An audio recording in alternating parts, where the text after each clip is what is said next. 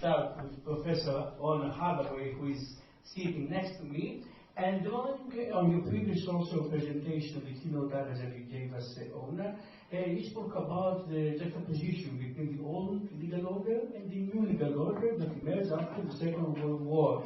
And nowadays the question is, do we speak about a post-new legal order, or the Trump attitude, the current administration's attitude to international law should signal a negation of international law? Yeah, I mean, I think that, look, there are two questions. There's the question of what the global legal order is, and then there's the question of what is the Trump administration's posture towards it. And we've talked today a bit about the kind of nihilistic approach that the Trump administration has taken, or the almost like completely dismissive approach that the Trump administration has taken towards international law. Doesn't seem to want to treat it as worthy of recognition.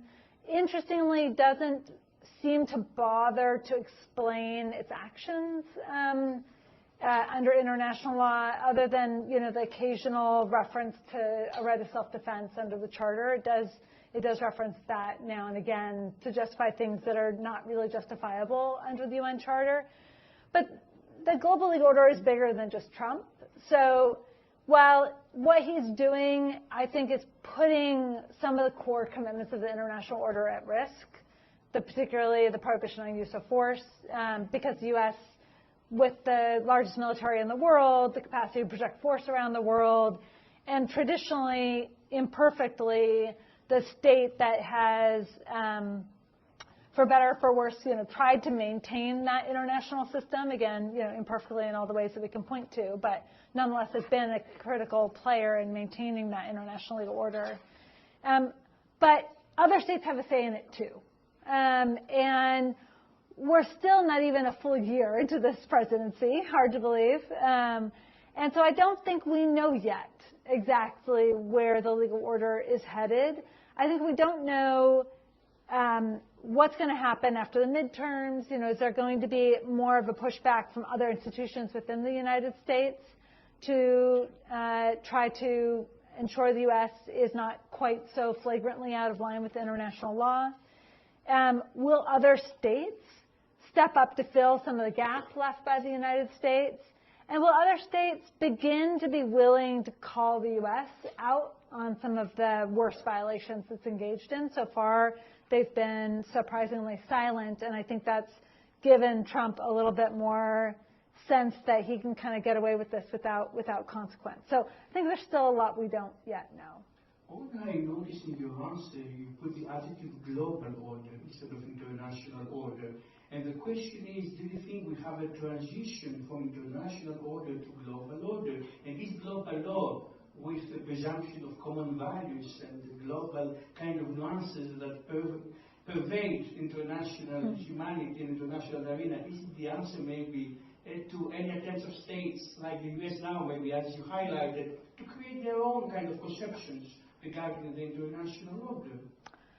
I was not doing that in a kind of like meaning to send a message kind of way. I mean, I do think international law, is, when I think of the global legal order, I think of international law setting the boundaries and structure and mechanism for the ways in which, within which the global legal order operates. But I don't think that that's all that matters. It's not just international law that structures it. I mean, there's obviously lots else going on within it. So I guess I think of the global legal order as encompassing kind of international law, international legal order writ large, but I actually haven't, I mean, what I am not using, I will say, is the terminology that you often hear from U.S. politicians is a rules-based order, which is a term that people sometimes use to suggest that it's something other than international law. So rules-based order is kind of code for we get to make the rules and we don't have to sort of necessarily deal with everybody else in order to make international law. And that is not what I mean to be suggesting at all. I do think international law in the end is the kind of foundational principles that set the scope of the international legal order. Yeah, so I'm not, that was not, that's, I tend to be using them often interchangeably. It wasn't meant to suggest otherwise. International law sociology, Yeah. and then I will pass the baton to Martins. Martin, you are the chair of the International Commission. We're speaking, or we're seeing maybe attempts by states to fragmentize, federalize international law. Is the International Commission and general international bodies able to actually unify the different voices of the international arena? How much can international bodies in the UN framework and beyond can help maybe in order to bring together voices rather than support attempts by states, like maybe now the case with the US, to interpret and set legal rules on their own foundations? Well, let me begin by thanking Solon for inviting me and for organizing the event, to which unfortunately I could not fully attend due to having been in the United States for the Sixth Committee discussion of the International Law Commission's output. The interest of states in what one might view traditional international law is so strong that the session has doubly over-exceeded its intended length and is still going on this week. So I think that strikes me as a descriptive proposition, at least, that there is a considerable seriousness on that. Probably the general theme of my response would be to wonder whether the contrast between international law and attempts by particular states to reinterpret or fragment it is a helpful, not even normatively but descriptively. Traditional international law in many ways is still predominantly reflective of a consensus and propositions of states, and so views of states, of particular states, are part of the conversation. They may be accepted explicitly or by necessary implication, but in a sense it is not unusual. That is the normal way of developing international law, suggesting a particular understanding of a rule, proposing a change, explaining its application, a setting. So in that sense I would really quite strongly view the continuities here.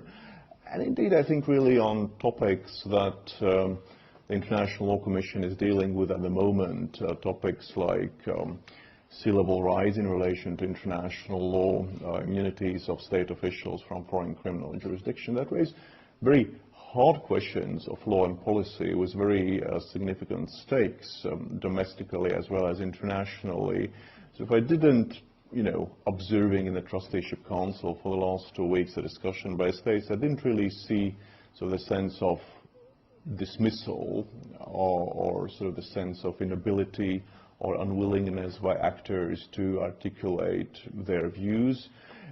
Indeed, on sea level rise, the United States took, perhaps progressive is a complicated concept in its own terms, but one might say a remarkably progressive position for a state that is known to be very conservative in treating creative claims regarding maritime baselines and maritime entitlements. The United States said that it would not challenge I don't know whether you have followed the sea level rise discussion, but there the question is whether in the climate change related context the properly communicated baselines by particularly small island developing states could be regarded as fixed for legal purposes, even if the sea level rises, are maritime zones shifting or not. And probably the traditional international law would have taken the ambulatory approach, kind of rather agnostic way, wherever the sea is, there you go.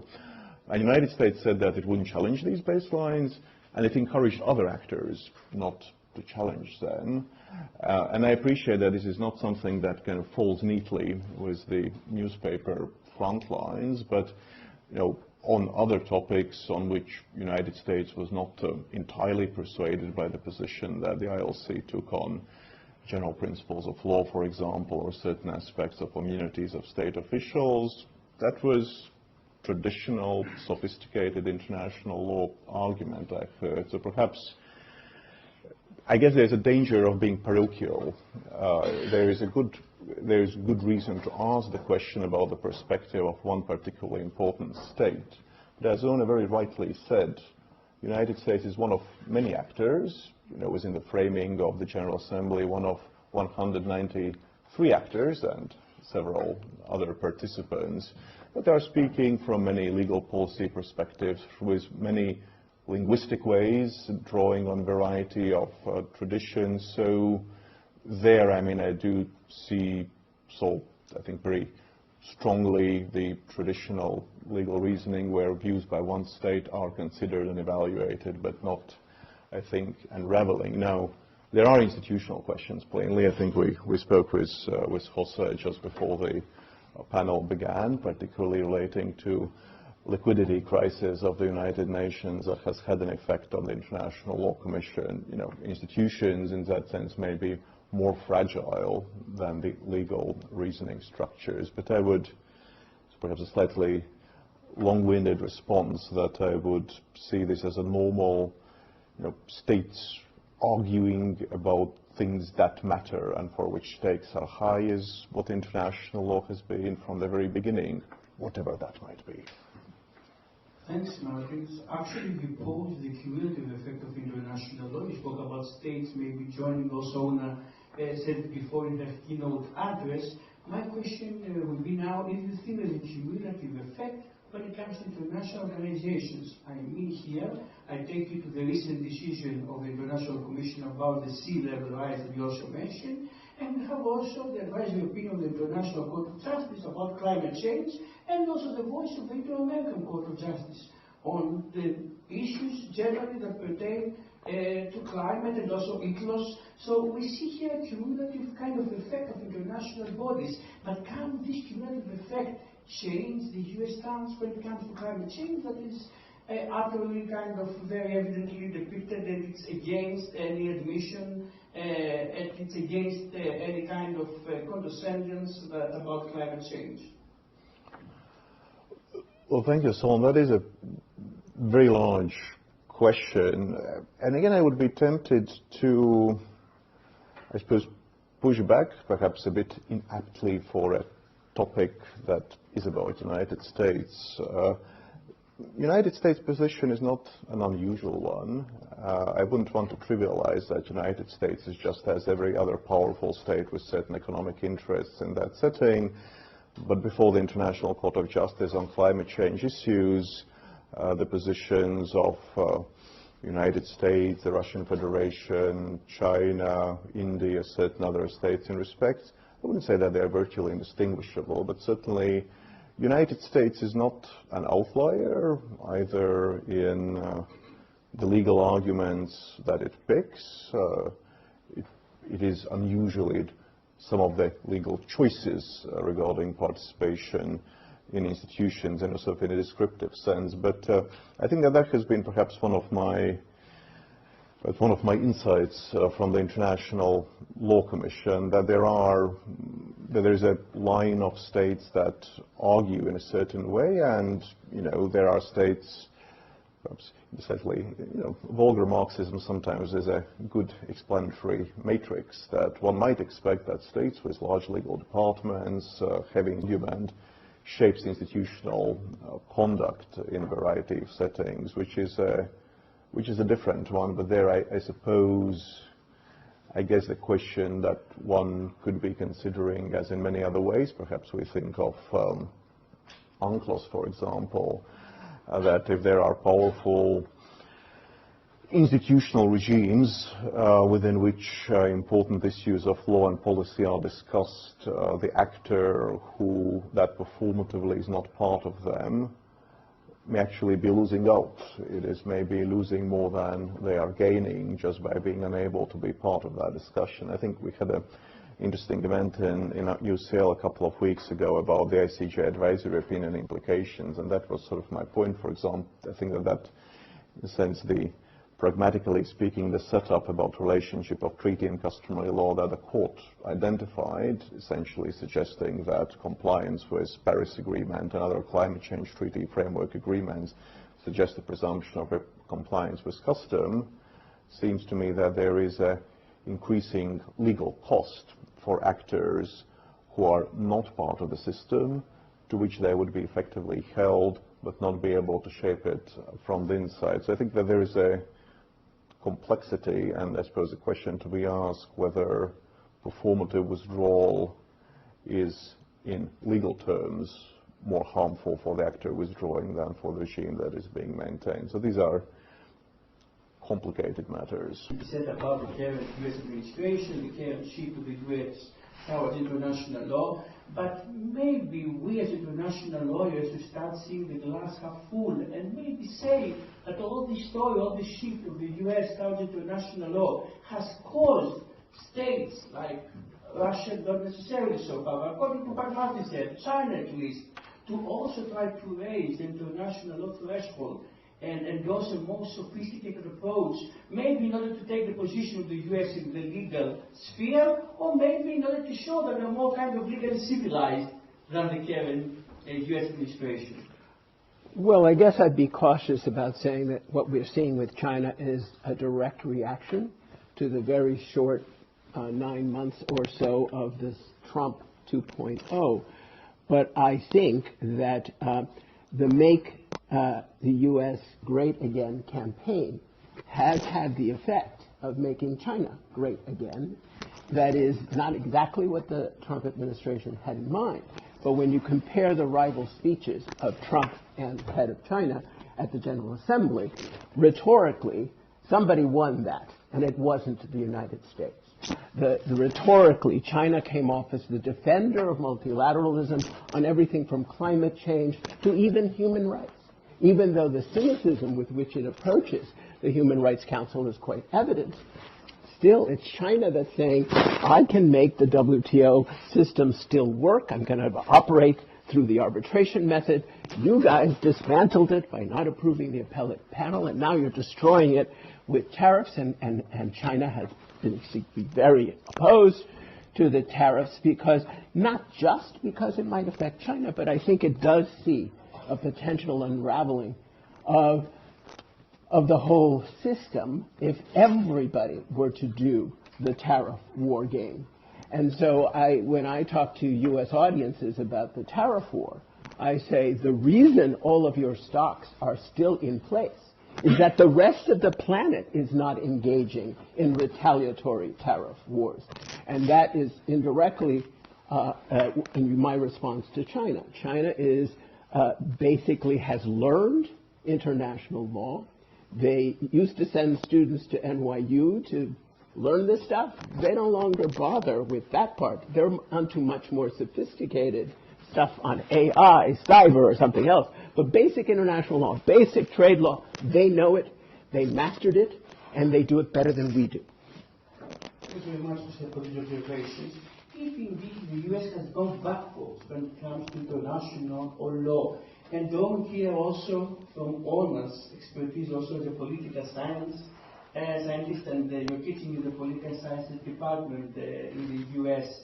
And the question is maybe also for Jose and Oona, first maybe because we start now with Jose, maybe a follow-up question, and Oona, you can also answer. If also at political sciences level we see the U.S. going backwards in the sense that according to Max Weber, we know that the best model of governance is the governance based on bureaucracy.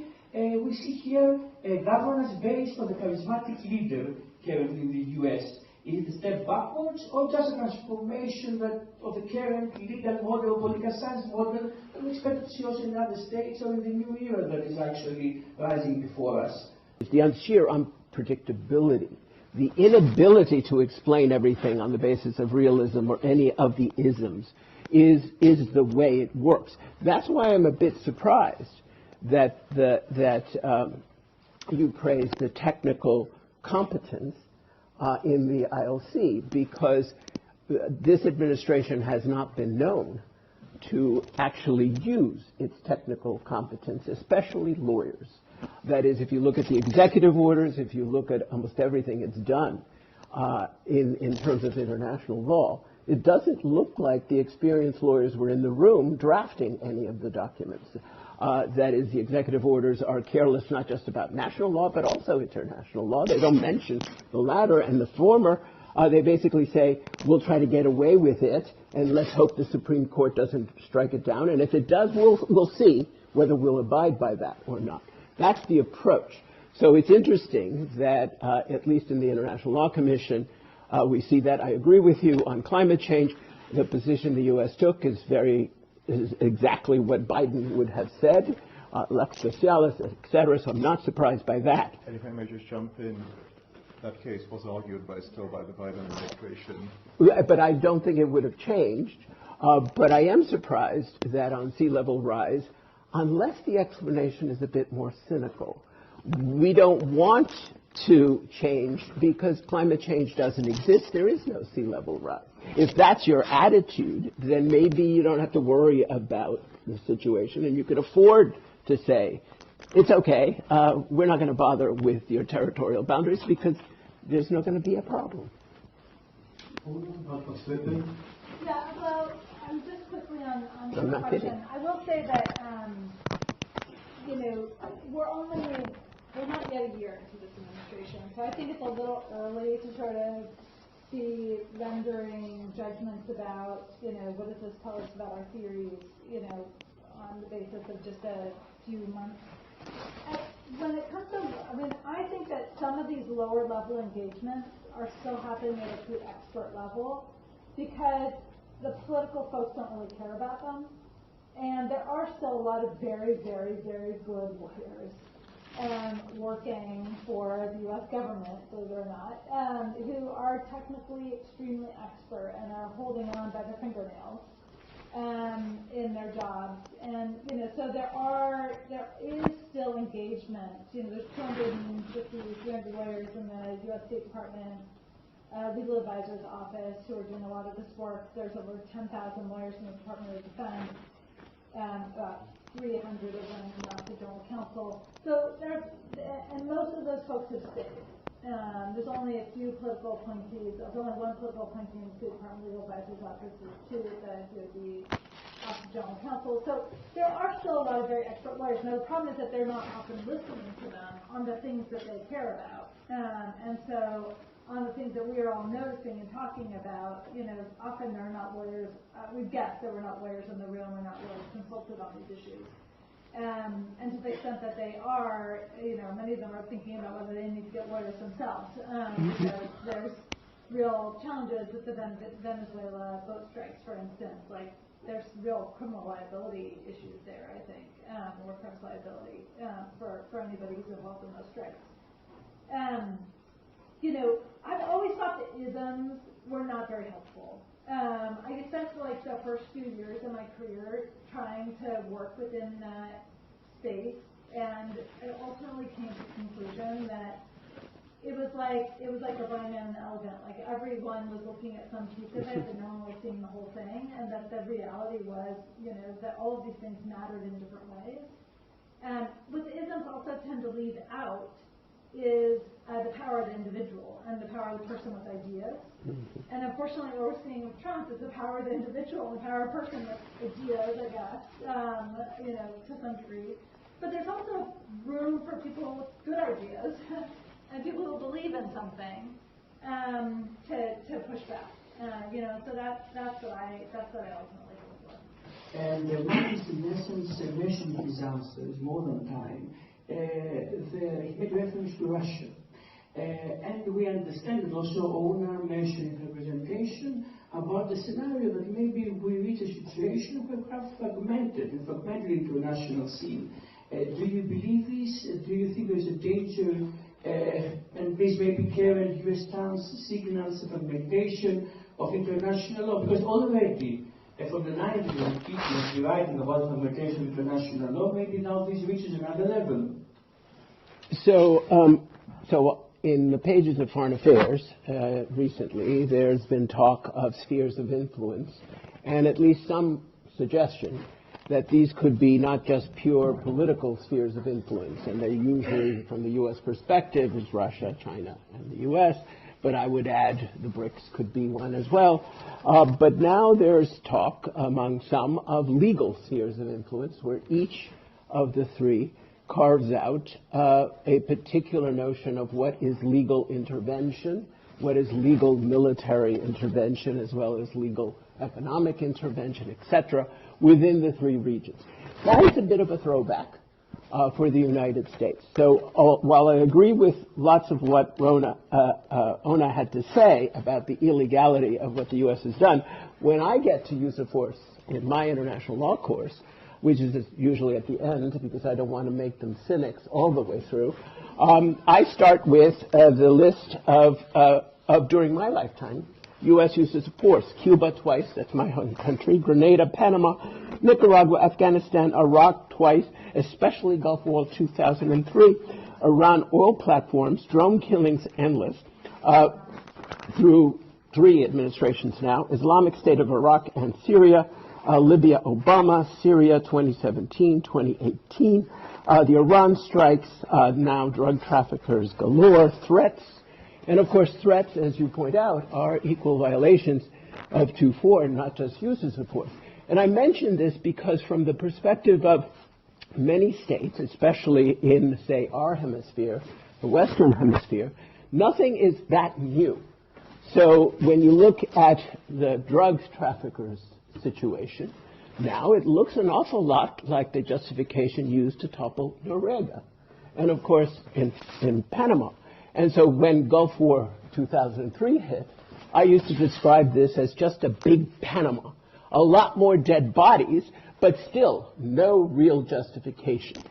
So the cynicism that you get around the world when somebody says the U.S. has respected the ban on use of force, what I would say is the U.S. has been relatively good about not using it for overt conquest in a permanent way. But it has attempted, usually unsuccessfully, regime change. And when I mean unsuccessful, it hasn't been the regime it wanted, including Libya. So I would say that the spheres of influence have somewhat existed, especially on things like use of force. And so when Russia stood up and said, basically, I'm following your lead, and they cited Kosovo, which is a far more tricky situation, but they also mentioned Panama. You could see that. And when China says, well, look, we're resisting ITLOS or the arbitrations here because you stepped away from Nicaragua, there's something there. And so from the perspective of others, this continuous notion that the U.S. is exceptional, and I don't mean that in a good way, has been something that the rest of the planet considers that we're the American Society of American Law. And so by the way, when you mentioned your presidency coming up, here's my presidency. When I took the presidency of American Society of International Law, it was the 100th anniversary. And they released 100 Ways International Law Shapes Our Lives. 100 extremely positive ways American-influenced international law affects our lives. So I released the 50 Ways International Law Hurts Our Lives. And I don't think we can confront this particular crisis unless we deal with the 50 bad things. And I mean 50 bad things that hurt the Global South, that hurt the Global South inside the U.S. Especially. So I don't think we should be just defending the international legal order. I think we need to take a serious look at the flaws of that order, many of which, I would regret to say, are because the U.S. created that order. Yes, Jose, indeed, now you put on the table something that has been discussed so far, at least today, maybe tomorrow we're going to analyze more of this, the flaws of the existing legal orders. I think it takes a bit of courage for us, international lawyers, first of all, to admit there are flaws. Now, the question is, are these flaws only on the U.S. blame? Is it only the U.S. to blame? Or maybe these flaws are structural and may become, but somebody would like to play also the devil's lawyer, could argue that the current administration, the current U.S. stance, is meant maybe to amend, to address some of the flaws. Is that to me? Yes. Oh, I love this one. So it's true that it's a mistake for the UN to depend for 22% of its budget on the U.S. And the U.S. now complains about it, but of course it has used that financial veto to its own benefit for many, many years. And I think to the extent the rest of the planet doesn't make up for this and insist that the U.S. contribution be less, that's as much their problem as it is ours. I don't see other states coming forward when we pull out of the World Health Organization, when we pull out of UNESCO, which is happening, and also we don't pay the arrears that we owe, for example, the World Health Organization, which we promised we would do if we ever exited. But I don't see the other states picking up on this, not even China. So I would say that, yes, there is huge bureaucratic problems, but since the theme of this conference is the U.S., I'd like to think that some of those bureaucratic problems are in part because of the U.S. And yes, the UN needs to take care of the overlapping mandates, you haven't lived until you see Secretary General Gutierrez list that horror show during the UN 80 discussions of all the overlapping mandates, the reports that don't get read, all the waste of money and effort, and also the inability to actually do some good. That is, you have to convince people that the UN peacekeepers that come aren't there just to rape their children and women, and are not just there to get away with it because we've made them unaccountable, but are also there on occasion to help things. And I regret to say that UN peacekeeping has not done a great job. And if I were in Haiti and somebody came to me and said, I'm from the UN, I would run the other way. Thanks very much. Thank you very much for your comments. And with these comments, Moshe, I will pass now to you. And in essence, Moshe mentioned the fact that the US can do more for the international system. Do you think that's the case also when it comes to WTO and the appellate bodies there? And what are the legal implications of the current stance of the US administration about the tariff wars and maybe the tendency to alienate the WTO? I try to present the realist approach in international relations. I mean, the realist explanation for the position of the United States, and it's good to take the realist approach, not only because it is still the dominant approach in international relations and literature, it also supports very well the main arguments of the United States. So the point of departure is that international legal rules, including the WTO rules, should reflect the balance of power in the international political system. And naturally, the major powers, and here the United States, they exert much more influence on the content of international legal rules. And it is also justified because the hegemon provides a significant public good. It stabilizes the system. And the reward it's this powerful country, the United States, it would influence much more than that any other country the content of international law. Yeah, so it should be like that from the realist perspective. And the WTO system, or the modern rules, they have been shaped at the end of the 80s, early 90s. It was a very different period. It was the end of the Cold War. The US was the sole superpower. And naturally, the United States took care that the important rules of the WTO would protect its vital interests. But things have changed dramatically. I don't have to talk here about the rise of China or about the fact that Soviet Union, Russia, is much more threatening now. And the US the US administration feels that now we are in the second Cold War. We are in a real competition, mainly with China. The WTO rules tie our hands. And it's not fair from this perspective. And we know that usually decision makers in such cases, they develop a zero-sum mindset. I mean, they are much more interested in relative gains than absolute gains. So the WTO legal system, it generates some payoffs to all WTO members, no question about it. But if you are Trump or the former administration, and you feel that you are in the second Cold War, you are focused on relative gains. The most important thing is that China is drawing more benefits than the United States from the WTO.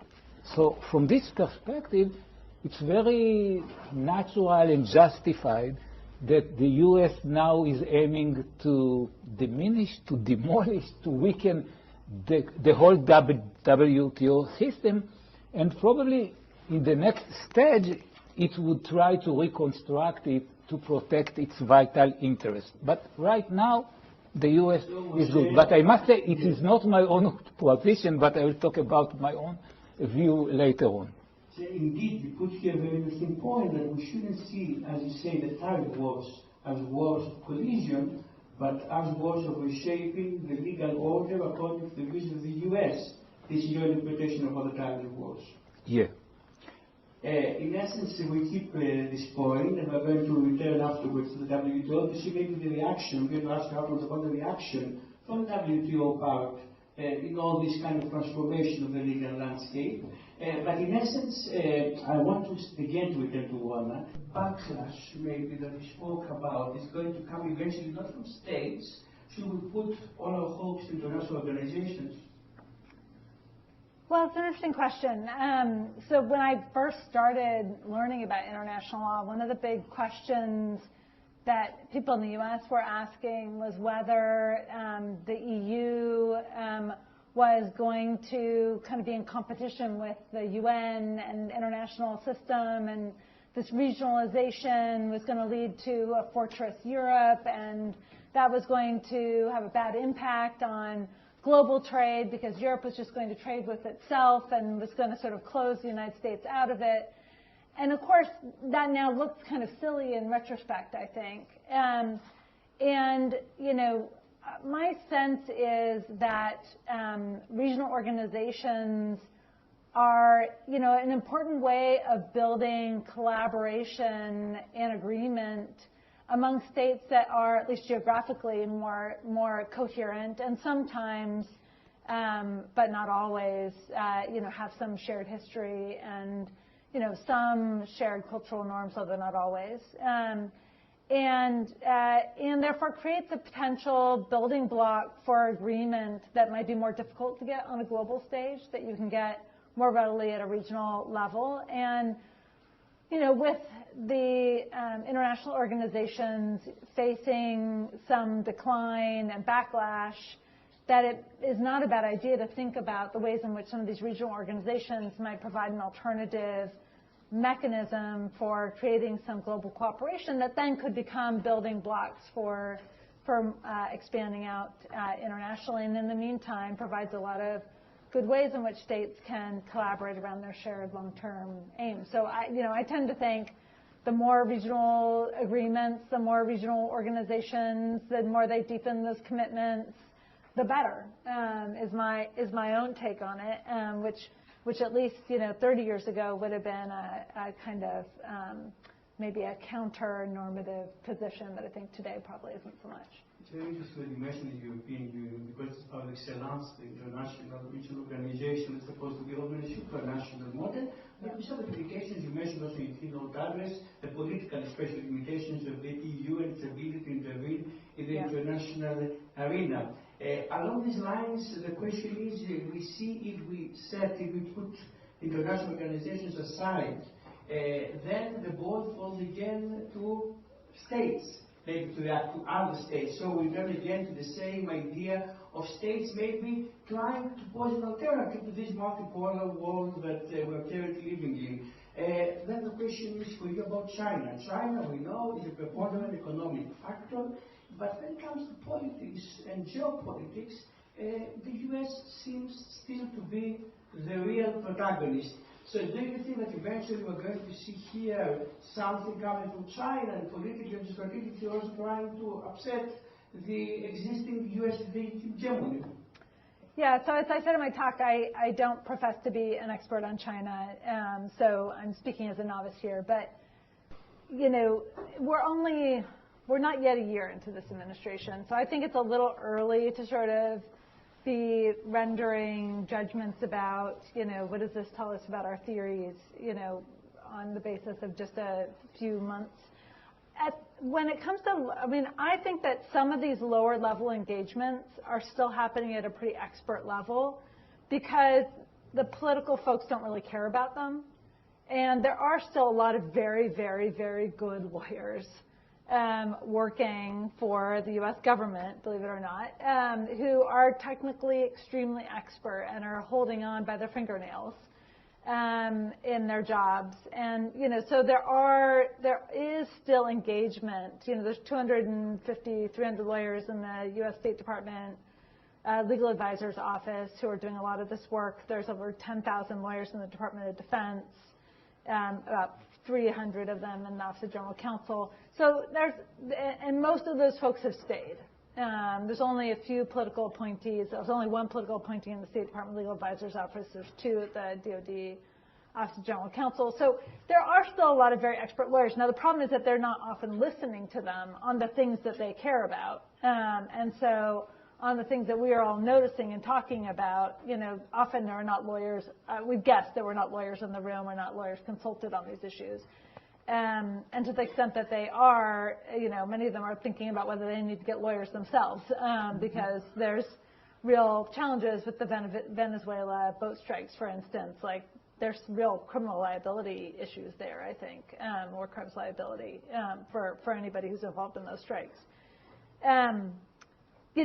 I've always thought the isms were not very helpful. I spent the first few years of my career trying to work within that space, and I ultimately came to the conclusion that it was like the blind man and the elephant. Like, everyone was looking at some piece of it, but no one was seeing the whole thing, and that the reality was, that all of these things mattered in different ways. What the isms also tend to leave out is the power of the individual and the power of the person with ideas. And unfortunately, what we're seeing with Trump is the power of the individual and the power of a person with ideas, I guess, to some degree. But there's also room for people with good ideas and people who believe in something to push back. And so that's what I ultimately hope for. Thanks, Oona. Moshe, actually, here Oona mentioned about the ism and the whole discussion about ism. There is an ism that is still relevant, especially in the economic sphere, capitalism. So the question is, unfortunately, it depends on whatever somebody thinks, but it's a given in the international law arena. And along these lines, how do you think the WTO navigating this current legal landscape? Do you think that the WTO is going to try to embrace the U.S.? Do you think that eventually the U.S. is going to change and make the WTO go according to the standard that the U.S. wants the organization to go? Yeah, I think one of the main arguments of the United States against the WTO judicial body was about over-legalization. You raised the level of legalization in the famous cases, the zeroing cases, and also in the stainless stick cases, you raise the level of legalization, but without the consent of the major stakeholders. Mm-hmm. And many people in the USTR, they really feel betrayed. They feel also that the interpretation provided by the appellate body to the anti-dumping agreement, I must say that for me it's very reasonable interpretation, but they argue that in the negotiations leading to this anti-dumping agreement in 1994, it was very clear agreement among the negotiators that the WTO will not intervene how governments, they calculate the dumping margins. And I talked here also with someone from the USTR in the past, and he told me something that we had a sense of betrayal. We agreed that would be lawful. We paid for it in another agreement, but it was not written. And now suddenly the appellate body is coming and breaking everything. They truly believe that it's something unfair. And from this perspective, the whole issue of the stainless steel case, here the appellate body first time introduced the principle of binding precedent into the WTO legal system. It means that even if some panels believe that this interpretation of the anti-dumping agreement is not right, and there are some panels who thought like that, now they are bound to follow that interpretation of the appellate body. So for them, it is really unfair. It's not only about money. And they argue again and again, the USTR and some other experts, that we are talking about over-legalization. And the response now of the WTO, by and large, is to engage in a process of delegalization. We can see it first, of course, with regard to the dispute settlement body. And it's not only that the appellate body is paralyzed, and of course it does attract huge attention, but you can see also that generally the members of the WTO, they submit much less claims to the W panels. Yeah? Mm-hmm. We can see that the number of submitted claims dropped by 2/3, and that's a lot. And some WTO members, they have some other methods to settle their disputes. They nominate a facilitator or different kinds of compromises. And we can see also this process of delegalization in the sphere of lawmaking. The WTO, it continues to produce agreements, the plurilateral agreements. And they don't bind all WTO members, but they are still important. And if you examine them, you can see that their level of legalization is considerably lower. The most important obligations are very vague. I can bring some examples, but it would be boring. Or let's say in the stabilized text on e-commerce, the most common phrase again and again is the WTO members shall endeavor to do something. It is quite low level of legalization. So I believe that the WTO officials now, they feel the very significant backlash, and they now engage in delegalization, which of course is very good for the United States. Martins, Moshe spoke about American rules, and one of the issues that the International Law Commission touched upon is peremptory norms, the so-called jus cogens. In this current climate, where we have a state like the US trying to rewrite, maybe to interpret international law, do you think that the solution coming from the legal system is the stiffening of international law through peremptory norms, or maybe an attempt of the international system to compromise, to find a common denominator with states, in this case with the US? Well, I mean, I think the right answer, I think, must be that we have a default process for that. And what ultimately matters is the reaction by the community. James Crawford has a wonderful, wonderful piece, International Law on a Given Day, when he tries to sort of to get a sense of what international law on continental shelf was on a day when Truman issued the proclamation on continental shelf, plainly out of line with international law as it was existing then, plainly for reasons that made good economic, military, and otherwise strategic sense. And Crawford's response is that we cannot know what international law was on a particular day.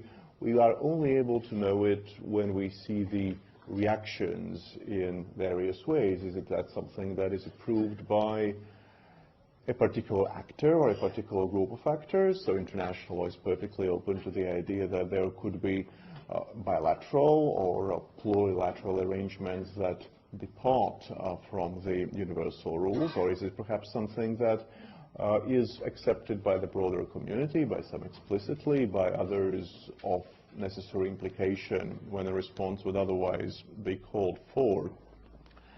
Jus cogens, it seems to me, is likely to play a role in that process, and I think it is interesting how it is becoming increasingly operationalized in practical terms. So to go back to the old Brownlee quip, so this is a car that has left the garage and that is absolutely driving around The Hague and Turtle Bay.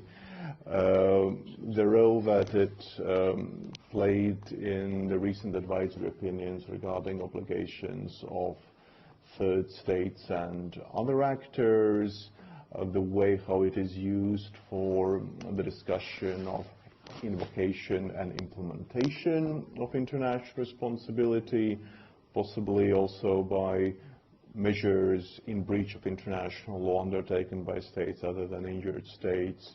I mean, I don't think that, you know, law is the answer to politics. I think that probably we are not sort of in the go to court rather than to the battlefield sort of sense. This is part of the same discussion, and certainly the discussion on used car guns was within the International Law Commission, I have to say, before my time, so I'm an external observer on this point like any other. But I think it is interesting that there was certainly very robust engagement by states that are the permanent members of the Security Council regarding certain aspects of Security Council resolution. But then the debate within the Sixth Committee, as Sixth Committee aficionados know, the very important question about ILC work is its endorsement by resolution, and then once in resolution text, the draft is dropped, and the ILC product is annexed. So that is, as it were, the gold standard when the discussion can move onwards. And there's a lengthy discussion. In the first year, the resolution was not adopted. And the second year, there are also questions raised. And the opposition was not at all led by a P5 country. So international law is complicated.